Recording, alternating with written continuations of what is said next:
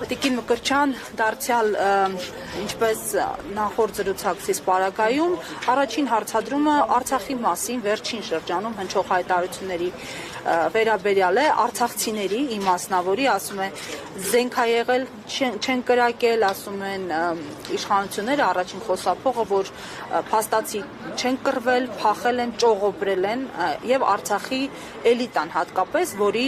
տեսնենք կարևոր դերակատարներն այսօր Բաքվի բանտում են, փաստորեն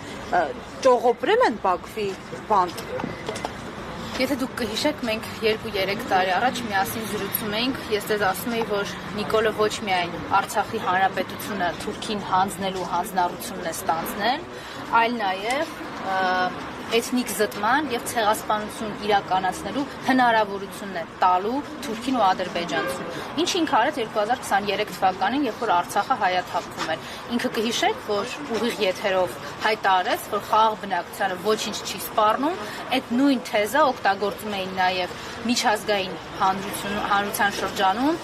ադրբեջանցիները կեղծ տեղեկություններ տարածելու համար, այսինքն հենվում էին Նիկոլի ասածների վրա, այնտեղ իրականացնելով ցեղասպանություն, պարտակունը իրականացնում էր այստեղ Նիկոլ Փաշինյանը։ Այսպիսին է եղել իր անսահման ատելությունը հայ ժողովրդի նկատմամբ, Արցախահայերի նկատմամբ առավել եւս, որովհետեւ հայ ժողովրդի հաղթանակի եւ այդ հաղթանակած կամքի ձևավորումը հենց Արցախն է եղել, Արցախի հանրապետության ստեղծմամբ։ Ինքը տանել չի կարողանում հայ ժողովրդին, ատում է Նիկոլը հայերին, որովհետեւ թուրք-ադրբեջանական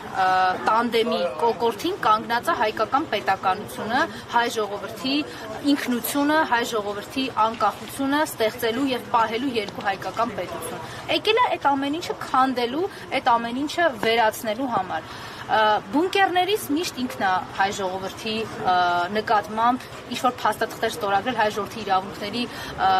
նկատմամբ ոտնահարումներ իրականացնելու համար։ Փախել է միշտ ինքը զանգվածային անկարգություններ կազմակերպելուց եւ հետո ահաբեկչական գործողություններ իրականացնելուց հետո։ Այն ինչ ինքը խոսում է իր բառերով ասած էլիտայի նկատմամբ, ես եկել եմ առիթ ունեցել ասելու էլիտայի լավագույն հատվածին իր դավադիր պատերազմով տերերի հետ միասին իր թուրք-ադրբեջանական հանձնել է Արցախյան ու Հայաստանյան հողին, մի հատվածին ուղարկել Ադրբեջան, Բաքու, տանջամահ լինելու եւ խոշտանգվելու։ Այն մարդիկ, ովքեր այսօր Հայաստանում են, էլի Նիկոլ Փաշինյանին ի հեճուկ են, որովհետեւ ինքը չի ցանկանում, որպեսզի Հայաստանի Հանրապետությունը լինի հայերի պետություն, հայկական ինքնության նպատակների, սկզբունքների, առավել եւս Սահմանադրության նախաբանի մեջ ամրագրված հայրենիքի սրբազան պատգամի գիտակցմամբ։ Պետականության կոնֆլիկտի մեջ է հենց այդ ձեր ասած պատգամը։ Նիկոլն է կոնֆլիկտի մեջ հայ ժողովրդի հետ։ Նիկոլը կոնֆլիկտի մեջ է Հայաստանի Հանրապետության հետ։ Ինքը պետք է ամեն ինչ անի, որ մեր ինքնությունը վերջնահատակ քայքայի եւ քանդի։ Ինքը ամեն ինչի պատրաստ է։ Վերջին շրջանում արդեն ակնհայտ եւ բացահայտ ատելությամբ մի կողմից էլ ասելու, որ հանգիստ վերընկեք տեղներդ, որովհետեւ այն վախը, որ ինքը սփռում է իր հեղինակազրկված իրավապահներով, դրսից էլ թուրքերին մեր վրա բերելու սպառնալիքով,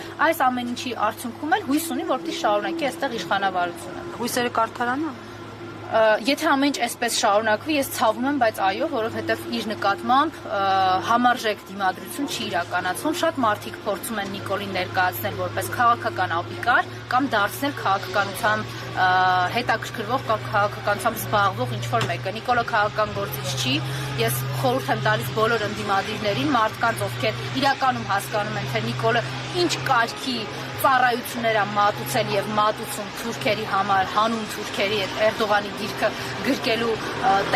տեսարանն էլ բեմադրելով, ուղղակի հասկանա, որ Նիկոլը քաղաքական գործիչ չի եւ քաղաքական process-ներ իր հետ չեն տանում ընտրական օրենսգրքի տրամաբանության մեջ։ Ինքը երբեք ընտրական օրենսգիրքը չի հարգել, այդ ընտրական օրենսդրության որևէ նորմ պահպանված չի։ Եկեք շատ հեռու չգնանք։ Վերջին 2 շաբաթը մենք ինչ ենք տեսնում։ Օրինակ, երեխաների ներգրավումը Նիկոլի քարոզարշավների, Նիկոլի ռոլիկներ նկարելու։ Այս երկրում կա երեխաների իրավունքների պաշտպանությամբ զբաղվող կառույց։ Դե պիտի լինեին, ինչ որ բաներ էին խոսում, չէ՞ որ երեխաների լավագույն շահից չի բխում, որ օրինակ ընդդիմադիրների ցույցերի ժամանակ մի երեխա էին տեսնում անչափահաս, որը ընդհանրապես Հայաստանի Հանրապետության դրոշը գրկին ման էր գալիս, ասում են ո՞նց կարելի է այս երեխային օգտագործել։ Հիմա Նիկոլը կարա գնա այդ երեխային քարոզչության եւ հակահայկական քարոզչության մեջ ներգրավի, չգիտես ինչի չկա որևէ իրավական գնահատական։ Մարդը կարա մեկին աշխատանքի ընդունելու, մեկից աշխատանքին ազատելու, երրորդի համար աշխատանք գտնելու, ինչ որ հնարավորություններ ստեղծի, ման գա կամ հանձնարարականներ տա, թե ինչ կլինի ընտրություններից հետո լավ կլինի, թե չէ։ Չգիտես ինչի, սրանք քարոզչական խոստումներ չեն դիտարկվում որպես քարոզչության արդեն գործող ուժի մեջ մտած օրենքների եւ օրենսդրության խախտում։ Իհարկե, այս ամեն ինչը տեսնելով ակնհայտ է, որ անելու է ցանկացած բան Վահագն Հովակիմյանի հետ մի կողմից, Վահագն Խաչատուրյանի հետ մյուս կողմից կեղծելու առաջիկա ցանկացած քաղաքական process, եթե չլինի դիմադրություն։ Տիկին Մկրտչյան, չգիտեմ այդ հարցին անդրադարձել եք թե ոչ, բայց կարծեմ դեռ քարոզչությունը չի մեկնարկել, բայց տեսնում ենք, որ քպականներ իրենց ուրախ ավտոբուսով գնում են գյուղից գյուղ, քաղաքից քաղաք, այսպես մրցակցային առումով օրենքի տեսանկյունից արդար է։ Ինչ օրենքի մասին մենք կարող ենք խոսել։ Մարդիկ ինչ ցանկանում են, դա էլ անում են։ Կա հիմա ընտրական օրենսգիրքով արդեն նախատեսված որոշակի նորմեր, որոնք այս պայդրությամբ գործում են։ Խոստումների արգելքը, բարեգործության արգելքը, դուք տեսել եք մարդու ուղիղ եթերով, ասում գործի կընդունեմ, գործի չեմ ընդունի, այս ինչ մի բան ստեղ կսարքեն, այս ինչ թվին կսարքեն, 27 թվին պետք է ընտրվեմ, որ 27 թվին սա սարքեն։ Այս սրանք ոչ մի չի նկատում, որևէ կերպ սրանք քրեա իրավական գնահատականի չեն արժանանում, ժամանակի ինչ որ մոնիտորինգների իրենց հասարակական կազմակերպություններ, հռչակածները, որոնք բացառապես իբր անկաշկանդ եւ անկաշառ մոնիտորինգով էին զբաղված, չեն խոսում այս ամեն ինչի մասին։ Այսպիսի մթնոլորտումներ ընթանալու է։ Այսինքն մարդը եթե կարողացել է 5000 մարդ սպանի, դրանից հետո պատասխանատվության մասին ինքը չի մտածում, կարողացել է 42000 քառակուսի կիլոմետր հայրենիքից թողի, ինչ թիվ են ասում, իսկ մատ վախենում եմ թիվ ասեմ, որովհետեւ 29700 չգիտես ինչքան է կանգնելու վերջում։ Այդ իրանց համար տենց ժամանակի ընթացքում է, էլի, որ վերջում այդ երկաթի, դա հələ այսօրվա դրությամբ։ Այդ երկաթի կտորն էլ որ կպցրել են իրանց վրա ու փորձում են մեզ որպես դա բան բացառիկ երջանկություն մատուցել, որ այն գիտեք ինչ այսքանը ձեզնից թողել ենք հələ։